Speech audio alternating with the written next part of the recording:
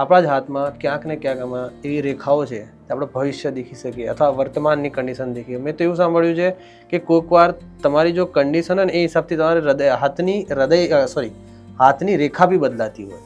બાંધી મુઠ્ઠી લઈને આવ્યા હતા એટલે જે ભાગ દબાણો ત્યાં રેખા થઈ, આવું ઘણા લોકો કહે છે. કવિઓ તો પાછા એની ઊંચે કે સફળતા જિંદગીની હસ્તરેખામાં નથી હોતી, ચણાયેલી ઇમારત જેમ નકશામાં નથી હોતી.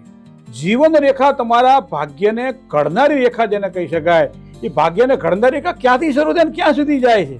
તમારી મસ્તક રેખા જેને કહી શકાય, તમે કેટલા બુદ્ધિવાન છો, કેટલા જ્ઞાનવાન છો, ક્યાં તમારી બુદ્ધિનો ઉપયોગ કરશો, તમે કેટલા લાગણીશીલ છો, બરાબર છે. તમારામાં ક્રોધ કેટલો હશે, તમારામાં સેલ્ફ કોન્ફિડન્સ લેવલ કેટલું હશે, તમારી અંદર કામ કરવાની શું પદ્ધતિ હશે, કયા વાણીથી શીખી લેશો તમે, કર્મથી શીખી લેશો તમે, આત્મવિશ્વાસ તમારો નહીં હોય અથવા તો 5 માણસોની વચ્ચે બેસીને તમારી નામના કમાશો, તમારો ચંદ્ર કેટલો મજબૂત હશે જેના કારણે તમે માનસિક શાંતિ અને સ્થિરતાથી કામ કરી શકશો. આ ચંદ્રને તમે કેવી રીતે હાથમાં ઓળખશો?